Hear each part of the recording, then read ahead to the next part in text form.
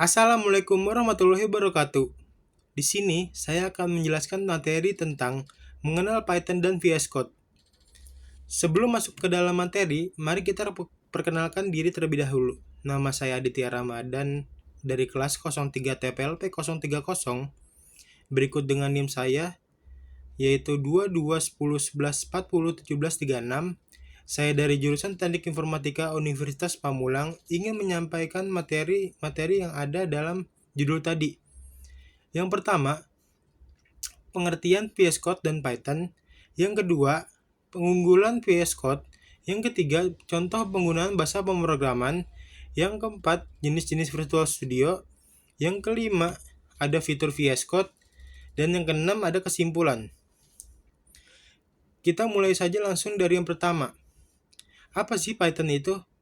Python merupakan bahasa pemrograman komputer yang biasa dipakai untuk membangun situs, software atau aplikasi, mengotomatiskan tugas, dan melakukan analisis data.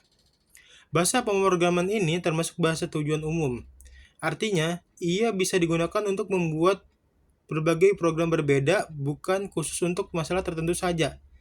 Terus habis itu VS Code, Virtual Studio Code. Adalah aplikasi code editor buatan Microsoft yang dapat dijalankan di semua perangkat desktop secara gratis. Kelengkapan fitur dan ekstensi membuat kode editor ini menjadi pilihan utama bagi para pengembang. Visual Studio Code bahkan mendukung hampir semua sistem operasi seperti Windows, macOS, Linux, dan lain-lain. Lanjut ke materi selanjutnya. Keunggulan VS Code. Keunggulan VS Code di sini ada 5. Yang pertama itu fitur lengkap dan gratis. Yang kedua itu ringan. Yang ketiga itu mendukung bahasa pemrograman yang sangat banyak. Yang keempat itu performanya cepat. Dan yang kelima itu multi-platform. Selanjutnya, contoh penggunaan Python. Di sini contoh penggunaan Python itu ada 3, yaitu data analysis dan machine learning. Yang kedua, otomatisasi tugas. Dan ketiga, pengembangan web atau web development. Selanjutnya, jenis-jenis Visual Studio. Visual Studio di sini ada 4. Visual Studio IDE, software ini digunakan untuk membuat aplikasi secara cepat dengan komponen penyelesaian kode baik sebagai source level maupun machine level. Yang kedua, ada Visual Studio App Center. Software ini lebih mengarah ke otomatisasi life cycle aplikasi-aplikasi yang berjalan di beberapa operating system seperti iOS, Android, Windows, dan Mac. Yang ketiga ada Azure DevOps. Sebagai evolusi dari Visual Studio Team Service, Azure DevOps memudahkan pengguna ketika membangun aplikasi. Yang keempat ada Visual Studio Code. Visual Studio Code seperti yang sudah kita bahas tadi adalah kode editor open source gratis yang bisa dijalankan di berbagai sistem operasi untuk membangun aplikasi. Selanjutnya, ada fitur Visual Studio Code. Yang pertama itu Basic Editing.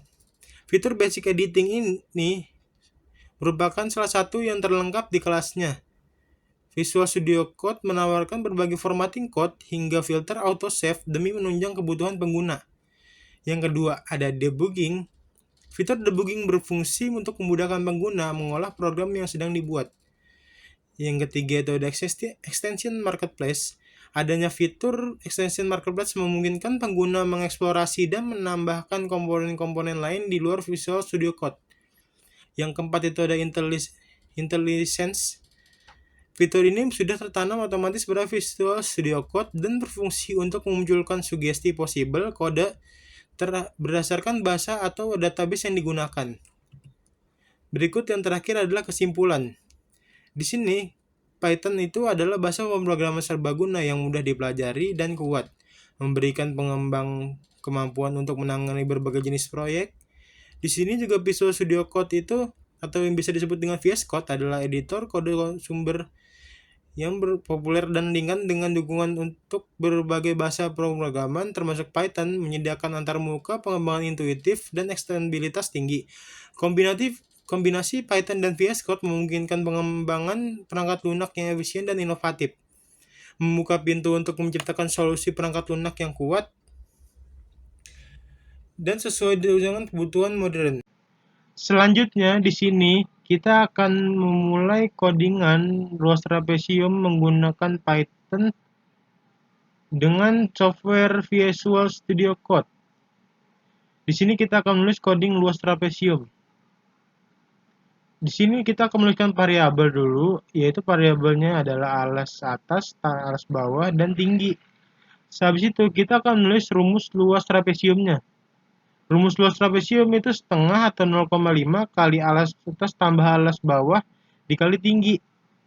Setelah itu, kita akan memerintah untuk memasukkan berapa alas atasnya, berapa alas bawahnya, dan berapa tingginya. Setelah itu, codingan akan menghasilkan jawabannya. Contohnya seperti ini. Kita run. Di sini, kita menulis itu.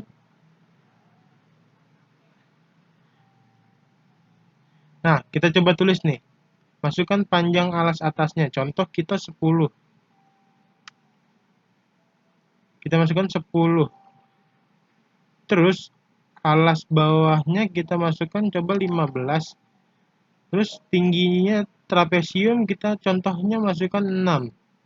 Setelah itu kita enter dan dia akan menampilkan yaitu luas trapesium dengan alas atasnya 10, alas bawahnya 15 dan tingginya 6. Hasilnya adalah 75. Di sini sudah tertulis hasilnya yaitu 75. Dari semua codingan ini kita jalankan, yaitu hasilnya akan kita disuruh memasukkan alas atas, alas bawah, dan masukkan tinggi. Setelah itu, dia akan mengerjakan sesuai dengan rumus yang sudah tertulis. Dan hasilnya adalah 75. Sekian dari saya, terima kasih. Wassalamualaikum warahmatullahi wabarakatuh.